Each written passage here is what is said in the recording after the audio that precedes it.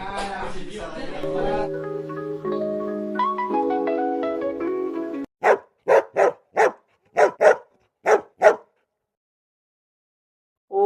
to the Beyond the Leash podcast, everybody. Welcome. The show where we dive into the world of service dogs and beyond the leash, unleashing the truth, breaking down those barriers, and sharing the incredible stories behind the harnesses. I am your host, Service Dog Educator. And I'm Bumblebee. Whether you're a handler, ally, or you're just curious, you're in the right place. Let's get ready to learn, laugh, and be inspired, because life is better with a working dog by your side. Let's get started. So, today we have some breaking news. Ready? 3, 2, 1. Breaking news!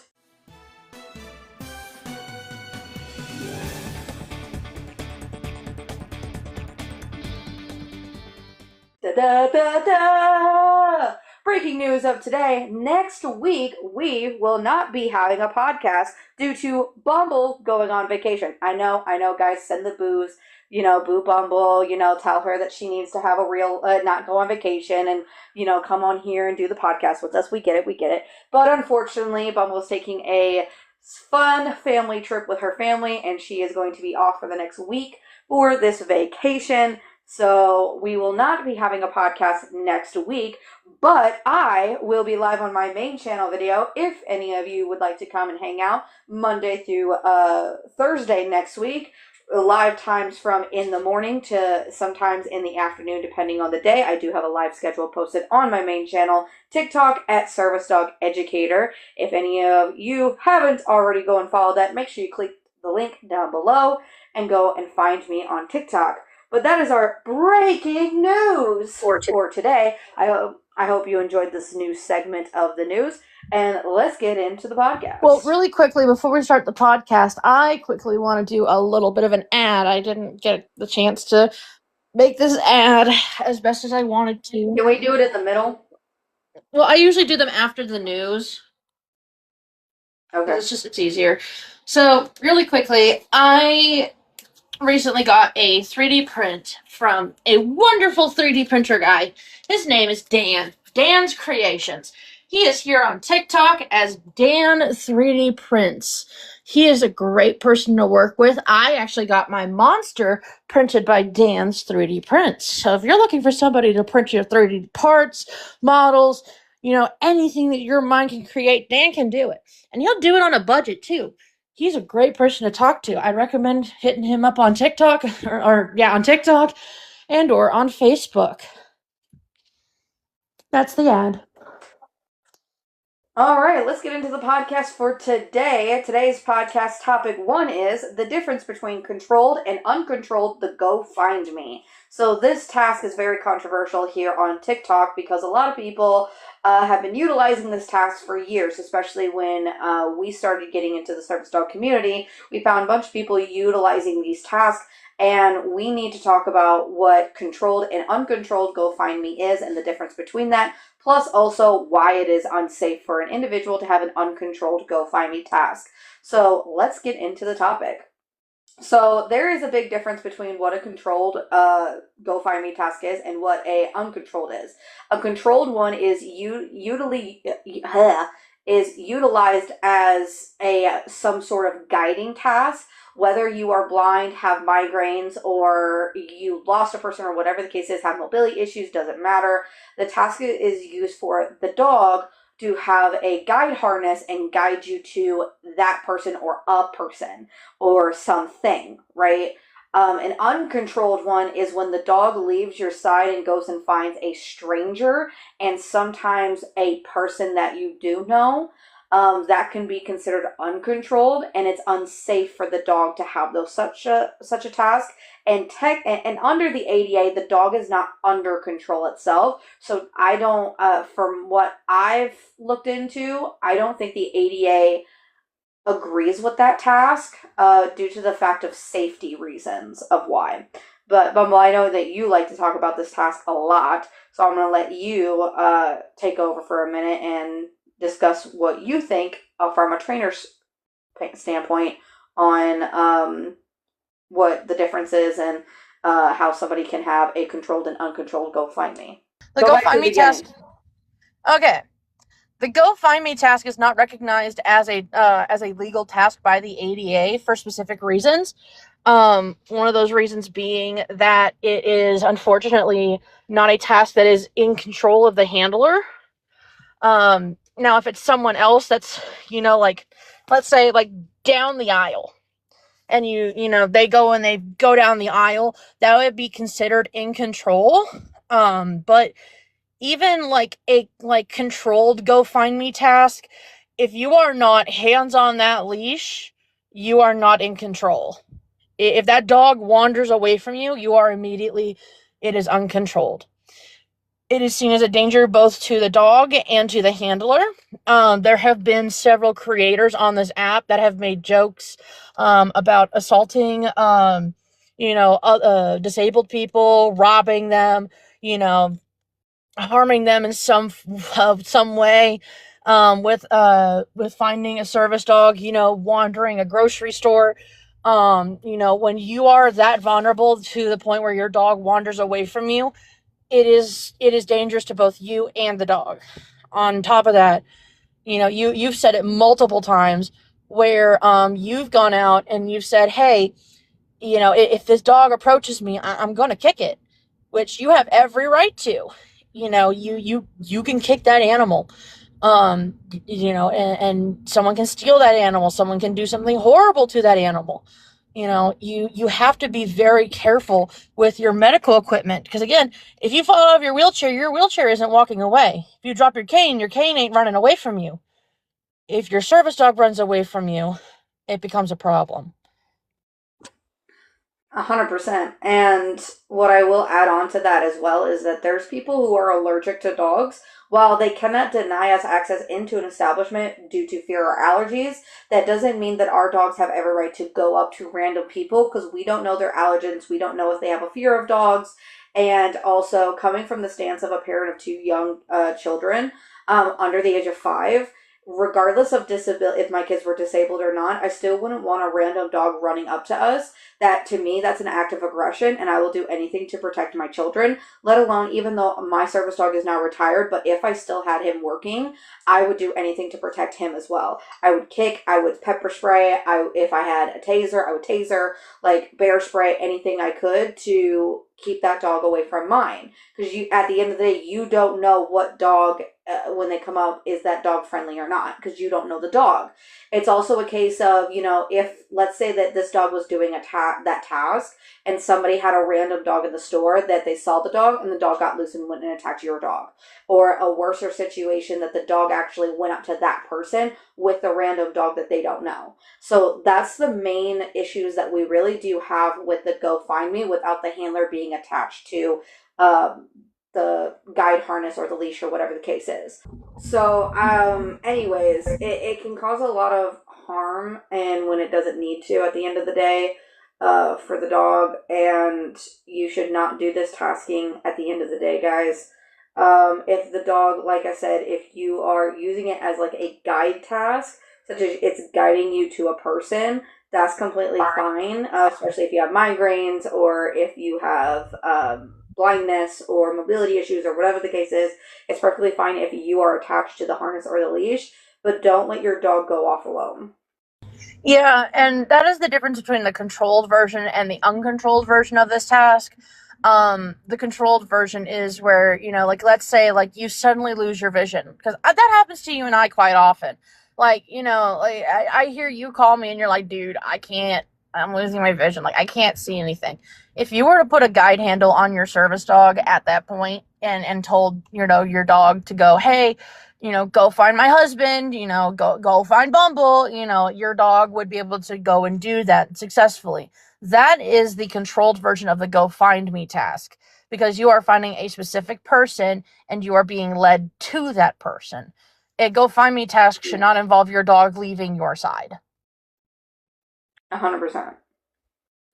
But as to add on to that for like me, because I do get migraines to where like I lose my vision and I get everything. tunnel vision. As yeah, it's kind of like that for me. My it's tunnel vision goes in and out. Um, I still don't classify my migraines as debilitating, so I don't think I would get a service dog for that. But I also wouldn't know how to teach a dog how to do that. Like I could look it up and I could train myself how to do it. But I think that for me, I would actually want a trainer involved if I needed that kind of thing.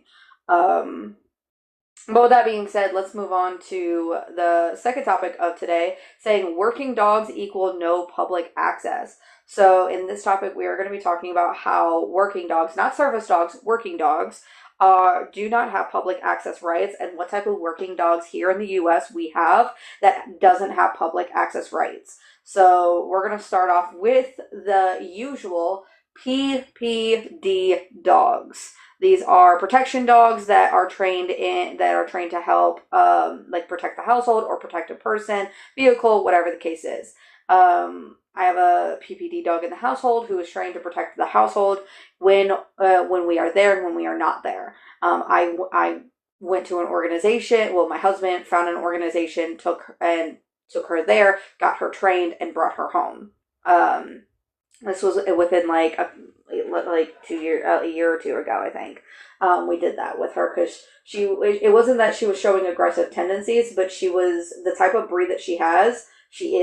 She's very much of an energetic dog.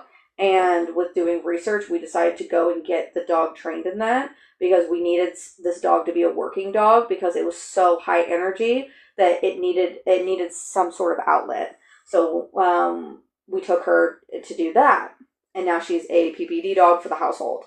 That dog has no public access rights. She does not go out with us for to non-pet friendly areas. She does not go out into public in general.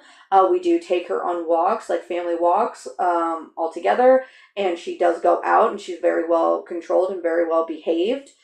She doesn't need a muzzle or anything, but I will not bring her into a non-pet friendly store ever, due to the fact that if something were to happen to me and I become incapacitated in any sort of way, this dog would protect me and do its job, and then that means she will become unalived. Because first responders, if they cannot attend to the individual who has needed medical attention, they will call either animal control or the police, depending on how aggressive the dog is. And usually it still is animal control.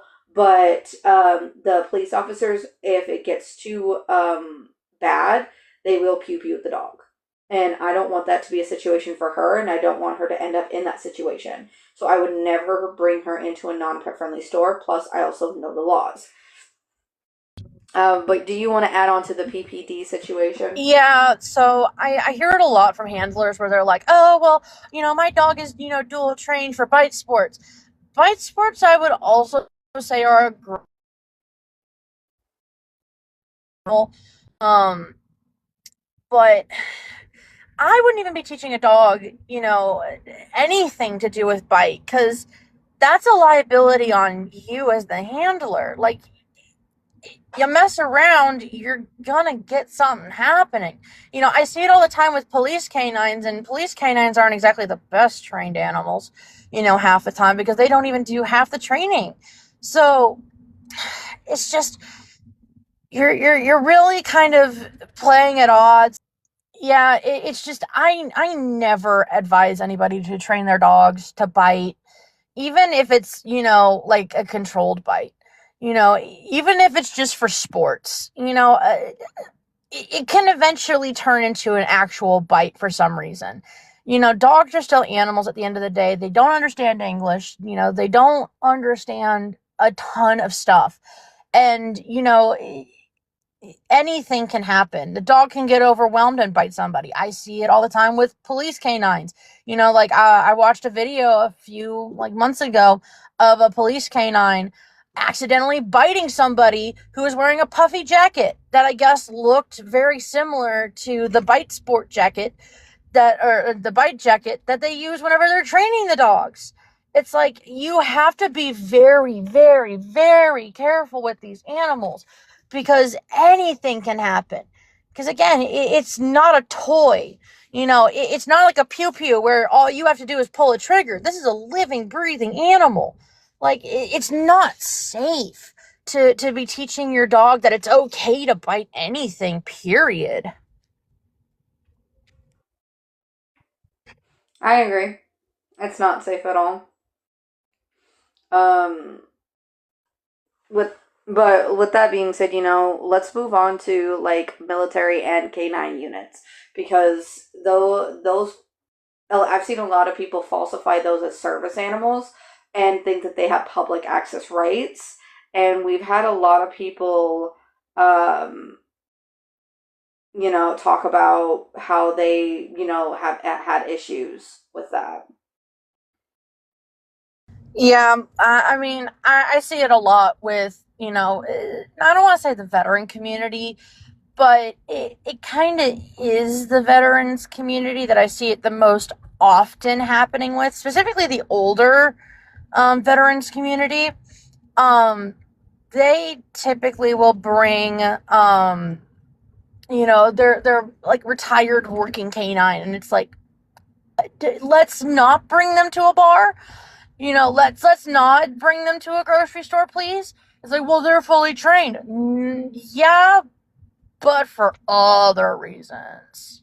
Like, Yeah, they're not task trained. So they're for not military doing dogs, they have anything. no public access Yeah, whatsoever. Zero. They get no public access because at the end of the day, these dogs were trained for the military. And even I've talked to military canine handlers. handlers, and they're like, we're not even allowed to take our dogs off the base. Like they have to stay on the base at all times until they retire. Um, and at the end, like that is the only time they get off base is when they're retired from the military. Even then, we're not even allowed to take them out into public very often. Like take them on walks, it's fine, but we have to do safety precautions for this because they are basically loaded pew pews and all of that, right? Yeah. So they're not even allowed to go out into public with these dogs. So we've had some like people talk about how police canines take their dogs out off duty.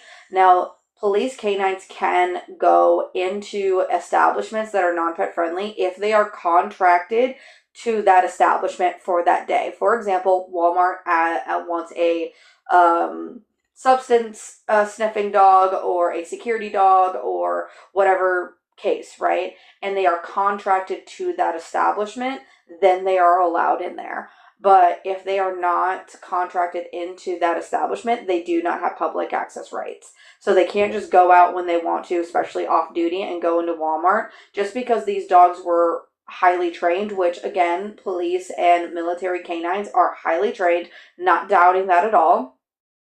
They're not as highly trained, like not that they're not as, but they're different training for different dogs.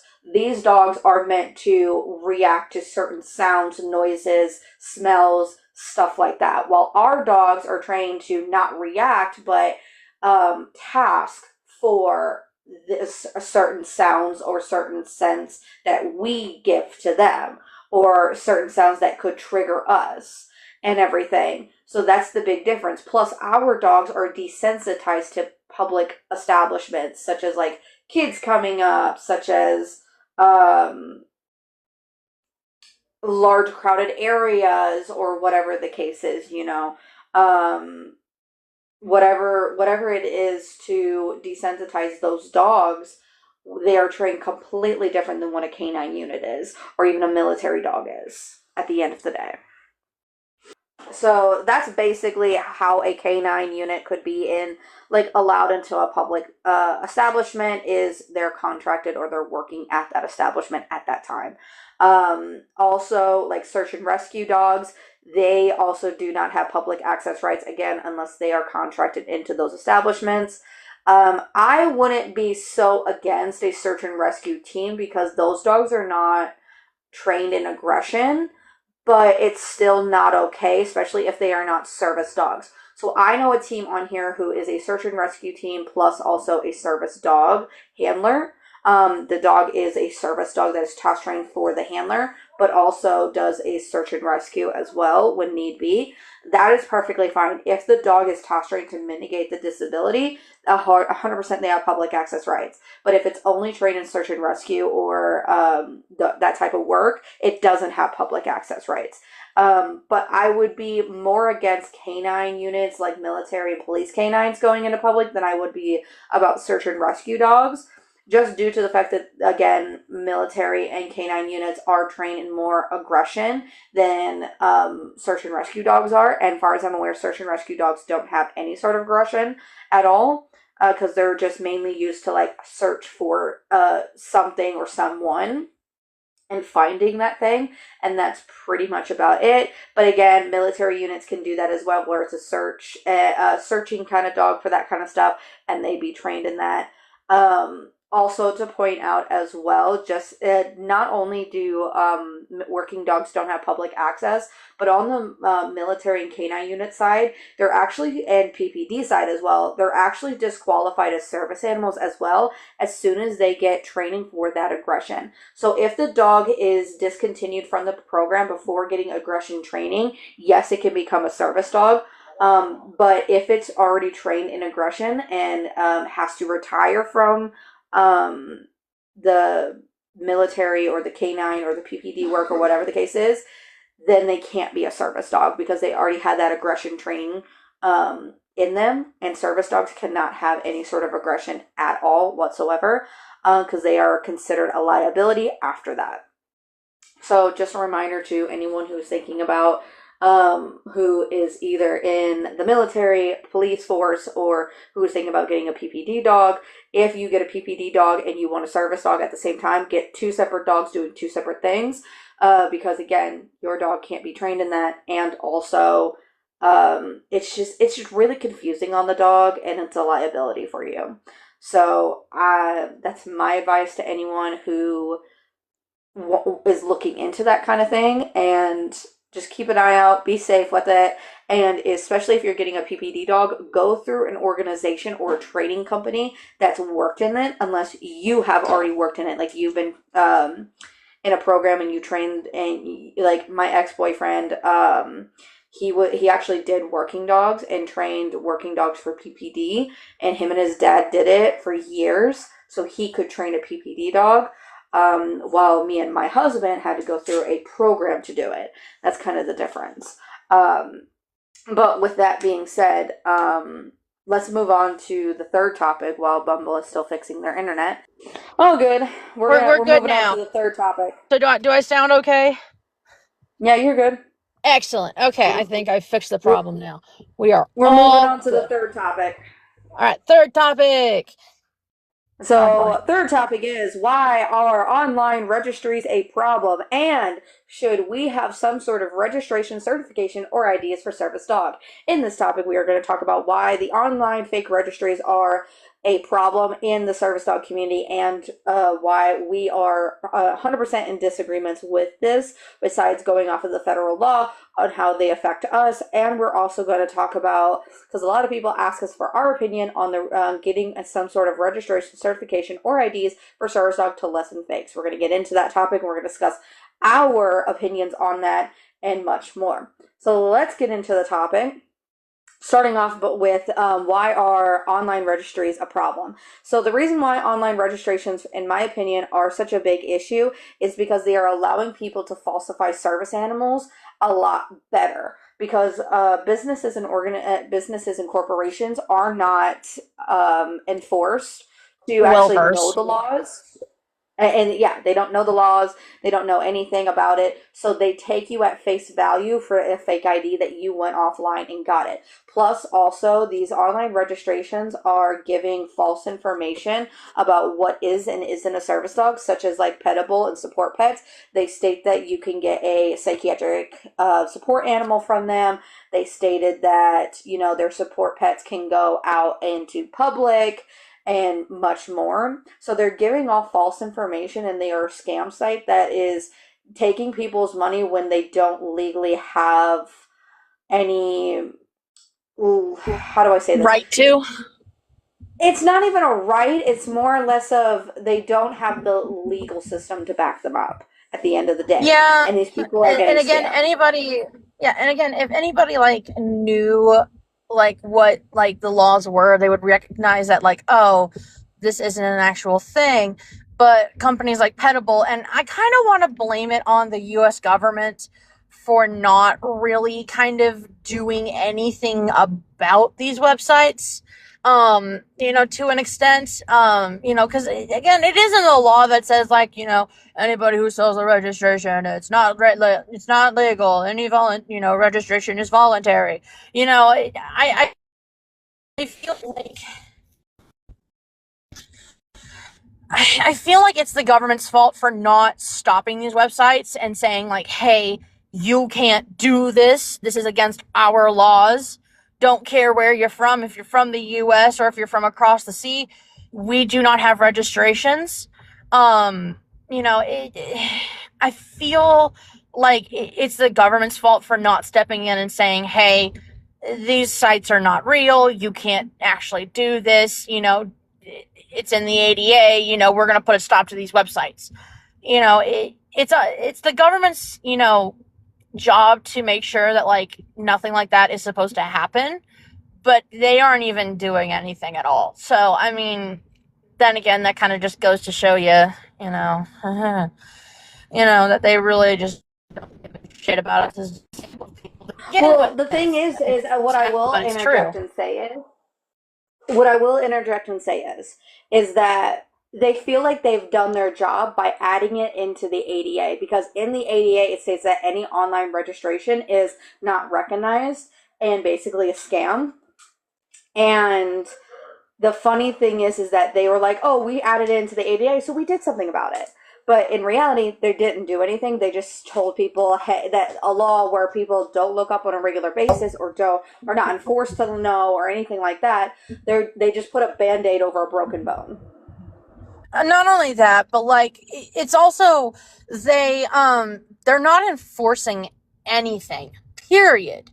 So even like again, I want to blame the government for this because it's like it's in our laws saying that like these websites do not convey any rights. So why are they still up? Why are they still raking in millions of dollars? Because you know what the first thing you look whenever you look up service dogs is? It's USAServiceDogRegistry.org. It's not the ADA. It's not the actual government website that is first and foremost and first and present on the page. It's those fake scam sites. So people aren't going to see the actual ADA unless they scroll down or are specifically looking for it. So it's like, in a way, the government's not doing enough. Yeah, you put a band-aid on it. Good job. You get a singular gold star for that. Well, if we, go back into the history of the government, when have they really gave a shit about us until we crawled up the steps of Congress? When Not did they really. really give a shit about us They when, wouldn't have taken away Medicaid. we're trying They to take wouldn't be away taking Medicaid and they're trying to kick people off of disability to a and certain SNAP extent as well? and And SNAP. SNAP and all of that, and they're trying to make harder obstacles for people with disabilities. I mean, it takes an individual who is an adult who has legitimate disabilities. Like, for example, my dad, it took him over 7 years to get on disability. Some people, it takes them 12, 10, maybe even 20 years. Yeah, I'm on year 3 of trying to get on disability. This is ridiculous. Like, I mean, I'm half tempted to just show up, and just like show them my X-rays and be like, "Here you go. Do you want to see what a spine looks like? Here you go. This is what it's not That supposed ain't to going to look do like." anything. They're But going to say, they're well, you not. got to fill out the application. You You got to have to get a fill out the lawyer. applications. I have filled it out 5 times. I don't know what more you want me to do. But it's like, like I wish They're there going to were. tell you to get a lawyer involved. That's what my dad had to do. He had to get a lawyer involved It's like, in order to get no, on that disability. costs money. I don't have any. Well, neither did That's my why I'm dad. But applying for so disability. here's the thing. My dad got a lawyer that got paid after he won the case. Yeah, but the thing is, that still costs money. And that's money I Yeah, but could not use until for you my pay, not until rent. you win the case. I know, but that's money that I could use for my rent, money I could use to feed myself, money I could use on medical But bills. Money But I could do like I for said anything. though, you don't pay him, you don't pay the Until they lawyer win. until Yes, you I win the am case. aware that you don't pay them until they win. Yeah, and then But they all the back still pay want you, because let's but hold on. They still want you to pay. And that's the thing. yeah, when you This win. is But here's the stupid. thing. Hang on. What you don't know about disability is that the first time you apply is what they go off of. So if they took them, it took my dad 7 years to get on disability, right? He had such a big back pay bill, it wasn't even funny. Yes, I'm So he aware got that to there is pay back off a pay, lawyer. He got but to it's pay still off a car. He got to pay 30%. for a house. But the thing is that it's still 30% that they take from you. And again, I've only been fighting for 3 years. So if I were to get my back pay, it wouldn't be all that much, so that's money that I could use to spend on a hospital bill. I've still got an outstanding hospital bill from 2021 that, is like almost $2,000. It's like, I haven't been able to pay that off. And, the debt collectors, God forbid, they're like, hey, we want your money. It's like, I don't have any money. Well, have you tried getting on disability? Yeah, I have. And I am still trying to. But I ain't getting nowhere with that. So you're just gonna have to sit in the same boat that I am, where it's either I keep roof over my head and food in my belly, or I unalive. So yeah, no. And and down here, and again, it's also dependent on like where you live. The Gotcha. lawyer fees can be as high as thirty Texas is a lot percent. harder to get on disability. Yeah, it They can don't give also two be like the shits. lawyer cost can be anywhere from like, they'll take like a marginal amount of like, I think 10% all the way up to 30. In my state they take 25 to 30 depending on, But how. anyways, we're off topic. Yeah, we're getting off topic, but either way, but yeah, it's But not when it cheap. comes down to it, the big, huge problem when it comes to online registrations is not only that they're a scam and the government doesn't care, it's more and less of like the misinformation that they give. Well, yes, we understand how, excuse me, They'll have like a disclaimer on there that says they'll not put like federally required, and that's how they kind of get away with it. Um, it's still giving them misinformation about public access and stuff like that. on top of that, like you'll see like the videos on, Facebook or Instagram or on TikTok or on YouTube, and it's like, bring your pet almost anywhere. And it's like, nobody actually listens to that almost. They just hear bring your pet anywhere, and that's it. Mm-hmm. And like with the lady that had what happened between me and in fact my first service dog, she got her registration off of USA Service Animals, the .org website, not the .com one, the .org. Um, and they were like, you can take your service dog and you can take your emotional support animal anywhere. They weren't saying service animal, they were saying emotional support to her. And her doctor had signed off on an emotional support animal, and then she went on usaservicedog.org and got an emotional support animal badge. It didn't even say service animal on it, and she just like didn't do anything any further than that, and was like, yeah, I can bring my dog anywhere because it's now a service animal from this website that says service animal. It's like, no. No. um like, what's even funnier is, in looking back at it, like I asked my attorney, at the time. I called her up and I'm like, hey, so that case, I kind of want a good laugh. What did the judge do when he called the lady, when he called serviceanimal.org? Because there is a 1-800 phone number for them, that you can call, and they'll call you and get you through to somebody that'll answer questions and whatnot. But she said, well, he got on the phone with her because this is back in Chambers. They were taking a small break to, go look up the ADA and whatnot, and it was just the funniest thing. She says, so he gets on the phone and we're listening in, and he calls your doctor, and your doctor says, yeah, I'm Doctor Such and Such for Bumblebee. They've been seeing me for like 10 years. I'm the one that prescribed them a service animal. Here's my license number. Here's where my practice is at. Here's my personal cell phone number. If there's anything else I can do, let me know. The judge goes, yeah, thank you. That's all I needed to know. He calls 1-800 service, USA Service Animals, and He goes, "Hi, I'm Judge such and such with such and such county," because I'm not going to dox myself. And I need to know if you prescribed we're going to call her Bethany. No, Karen. Karen. Okay, Karen. We're going to call her Karen. But see, the thing is, it's Bethany with an M. But uh but Karen, I've got Karen in my courtroom. We need to know that if you've prescribed her a service dog or not, and we need to know what your practice number is. And the guy goes, I can't answer questions, and then hangs up on him. And my aunt just goes, in my professional opinion, or in my professional career, I've never seen somebody choke that hard on a phone call. And it was like, yep, just that's great. That's fantastic. I love to hear it. And that's the reason why she got her case thrown out, is because he then called her actual doctor and said, "Hey, I've got Karen in my courtroom.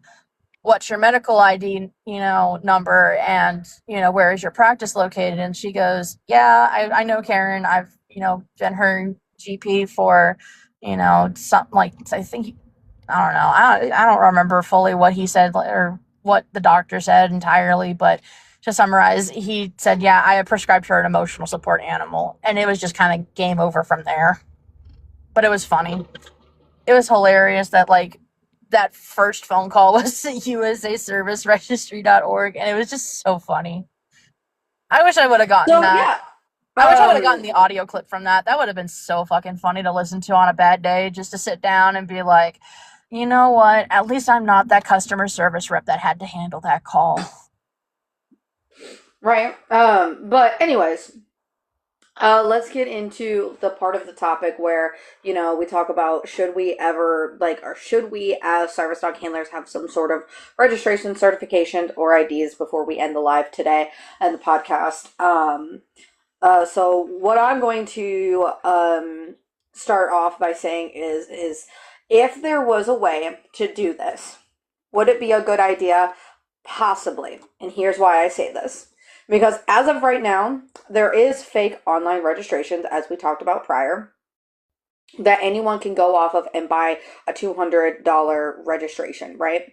So that's really not going to do anything because of the fact that business is not doing their job, of which is knowing what to ask, what to look for, all that stuff. They're not enforced to do that. So if we were able to get that down and also set a standard for service dogs to a certain extent without it having cost disabled individuals an arm and a leg to do, we should then yes, I would be all for it, right? But in reality, we don't have a set dog standard. We don't have a government that gives two shits about us to where they ban these falsified things and also enforce corporations and businesses to learn these laws. I have to do it basically for free. I don't have to. I choose to, actually, is what I'm going to restate. But I do it for free for businesses, and they're not willing to enforce it. So that is the main big issue that I think when it comes down to the registration, certification, or IDs. And prior to the ADA becoming a thing at all, we did have to have a registered service dog within the corporation that we got the dog from, the organization, because the dogs had to be trained from a program. But the problem was with that is that less and less disabled individuals could get these dogs because disabled individuals can't afford 20 to a $90,000 dog, more or less, depending on the disability, depending on where you're at. Well, we couldn't afford that high expensive of a dog, right? So when we came down to it, we would just get on with our lives and get on with our disabilities without utilizing a service dog, and we didn't have independence. So when we were added on in 1993 to the ADA, we were telling the Congress, we can train these dogs. We don't have to have a program. Change the law. And they're like, yeah, we'll change it. That's when this all started with the non registration, certification, or IDs, was the fact that we told people that we don't need it. We still don't need it. We still don't need corporations and organizations to charge us money to train our dogs. We can train our dogs, but we need enforcement of the same laws, because I guarantee it's not going to 100% fix the problem, but it's gonna make it less. We're going to have less of an issue. We're not going to get as many fake service dogs. We're not going to be having to worry about our dogs becoming injured or unalive due to fake service dogs and all of that. We are going to get through it all, right? And we're going to be able to have less experiences with that. Bumble, do you want to say something to add on to that? Actually, yes. I want to expand on something that you had said. Um, you know, if we were to have a registration, we would also need to somehow come up with legislation to have a set standard of dog training when we don't even have one to begin with. That's why we have problems here in the United States of, abusive trainers. We have it's a regular occurrence that we see, trainers, misusing tools. We have trainers, mishandling dogs, everything. And so, like, if we were to do this, is this going to be like a college course that we can take? How long would it take? Are we going to mandate that dog trainers have an actual certification to their name? Are we going, and the thing is going off of that, are we going to create a new governmental system like the DMV where there's dog trainers involved? Like, are we going to have, a public access test every, year or two? Who's going to pay for all of that is my question. Is it going to be the taxpayers? Is it going to be the disabled people? Who's going to pay for all of this? Because the taxpayers You already know it ain't don't going to like be the this. taxpayers Oh because yeah. one side of the politic realm is going to be like, how dare we spend our taxpayer money to help feed hungry children or help Sick other people. people feed their food, like help with food stamps or pay for their medical disabilities and all of that, their medical insurance. And why should we help get them a service dog? Because Yeah. their disabilities aren't our issue. Yeah, it's and on top of that, like, the government already just doesn't give a shit about us. Like, they've taken away our Medicare, they've taken away our Medicaid, they've cut ACA funding, they've taken away, so considerable funding for food stamps and WIC and all that. Like, they don't care about us to begin with. Like, would it be Nothing's going to great? change until we make the change, Yeah, until we would it force them to would it be change. helpful to have it? Yes. But people already fake driver's licenses to get into bars. What's to stop somebody from taking a service dog ID and going, this is what it looks like, and then faking that too? Like, and on top of that, are there going to be new positions at the fronts of every doors that just scans, service dog IDs? Like, that's stupid. It takes so much time. Like, just ask the two fucking legal questions. It's simple. It's easy. You don't have to put a lot of brain power into it if you know what the answers look like. Like, it's it's just such an easy thing to do. And again, you and I, we see it every day. Well, I think there should be one. Well, I don't think there should be, because How is it what's going in to be the reality going to stipulations? help? Yeah, what are the How is stipulations? it going to help right now? Because if you really want our service dog to be registered, right? If that's what the main goal is, without actually going into like knowing the laws or anything like that, right? I can go off of those scam websites. I can get my dog registered if that's going to make you happy. I'm gonna But have a it jar of doesn't mean Nutella. shit. It doesn't Yeah, mean shit. yeah. Besides the law side of it, what in reality is this registration going to do? Because anyone can go off that registration site and utilize it, right? As long as they do. Um, and the dog, they don't, that registration site doesn't prove, like, doesn't show, like, oh, this dog went through actual training or not. They just take a picture of the dog and they put it in and they custom make an ID and they say that this is a certified service dog and bada bing, bada boom, there you go. That's in reality what you do. And so again, what in reality is it going to do? Because far Is as it I'm gonna be aware, like a it's not driver's going to do license? nothing. Is it going to be like a driver's license where you have to have a certain amount of training hours and then suddenly, bada bing, bada boom, you have an ID? Like, what are the stipulations of this going to be? Because again, we have to think about this logistically. We as owner trainers already put hundreds of thousands of hours into our dogs. Already, period, point blank. We already do that. Second, with an ID, it's another piece of plastic to carry on you. Is it going to be like on your driver's license that you have a service dog?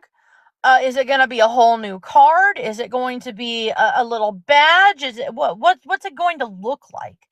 You know, And it can't be something to where it interferes with the dog, and especially if somebody chooses not to vest their dog because of safety concerns, disability reasons, or financial reasons. So where are we gonna put it on the dog? And if we're gonna have it on our identification, such as a restriction, that means it's gonna be in the back of our license, and anyone can go and get a doctor's note from their PCP, or if their PCP wants the money, they can just have them write out a letter saying that they need a service dog, and bada bing, the dog doesn't even have to go through training. So you there's know, a lot of like gray areas that go into yeah. this. On top of that, like I feel like this is also kind of like the doctor's faults as well as the government's. Because I know that I understand that doctors are not lawyers, but doctors should know what they are prescribing to people.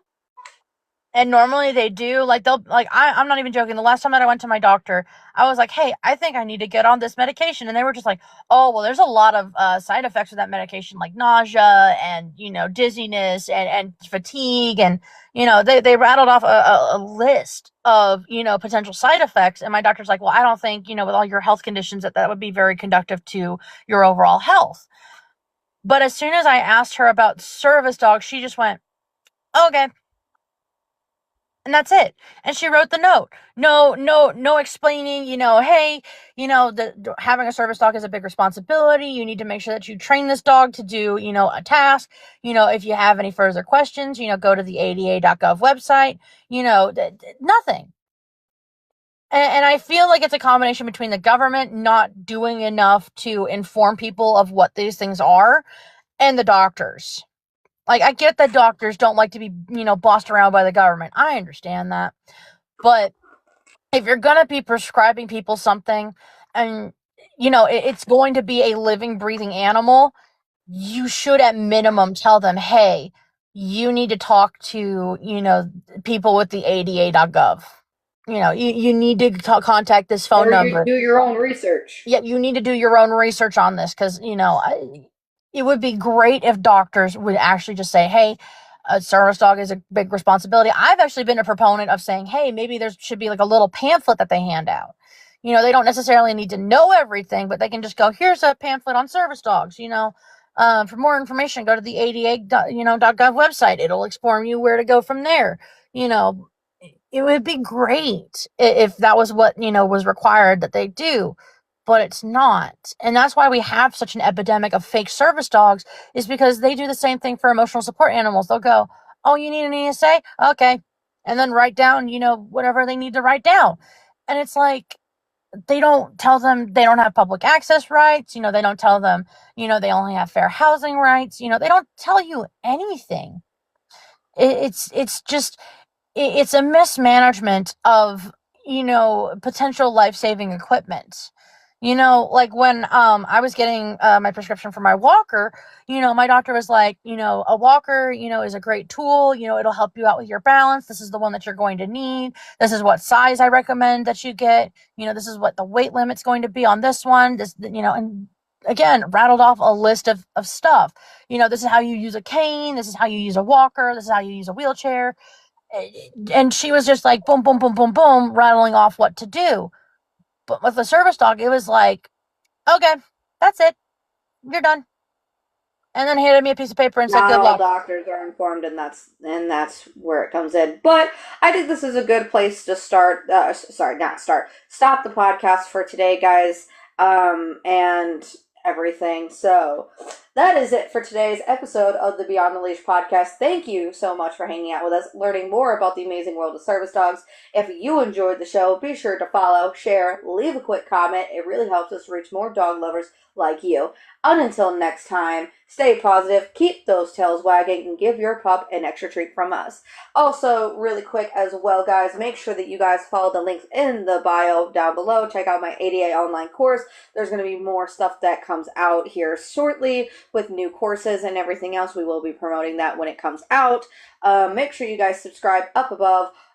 Down below to the podcast channel wherever you're listening from, whether it's Spotify or YouTube. Make sure that you are sharing this out with friends, checking out our TikTok channel of Beyond the Leash, also my TikTok channel, Service Dog Educator, Wasp's channel, 1-800-GOT-WASP, and make sure you also go check out my ADA online course on TikTok as well. It is Handlers, Rights, and Beyond. All those links will be linked down below, and I hope everyone has a great week, and we look forward to seeing you next time with another podcast. Also, just a quick reminder that we will not be having a podcast next week, and I will be posting about it, so we will see you guys not next week, but the week after with a new podcast. Have a great week, everybody.